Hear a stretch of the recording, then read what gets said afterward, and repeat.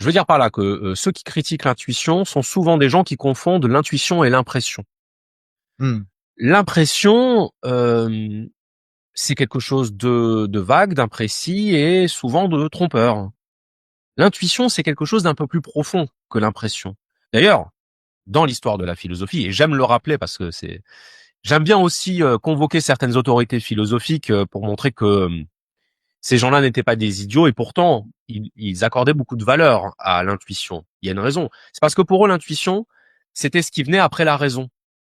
C'est-à-dire en gros, si on schématise les étapes de l'apprentissage et les étapes de la connaissance, je schématise vraiment, on a la sensation ou la perception, puis on a la raison qui est déjà un dépassement de la sensation.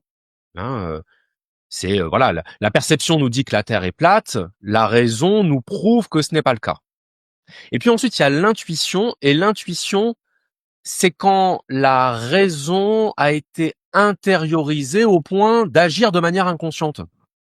Et donc parfois, on a l'intuition de quelque chose, c'est-à-dire que inconsciemment ou infraconsciemment, hein, pour pas créer d'ambiguïté sur le terme, on a compris quelque chose sans comprendre qu'on l'avait compris. Mais parce qu'on est comme des antennes qui captent des informations et des micro-informations. Et ces micro-informations, on pourrait pas les localiser, les désigner, et on ne les perçoit même pas consciemment, mais elles agissent et c'est ça qui nous fait voir les choses. Et l'intuition, c'est l'esprit qui voit.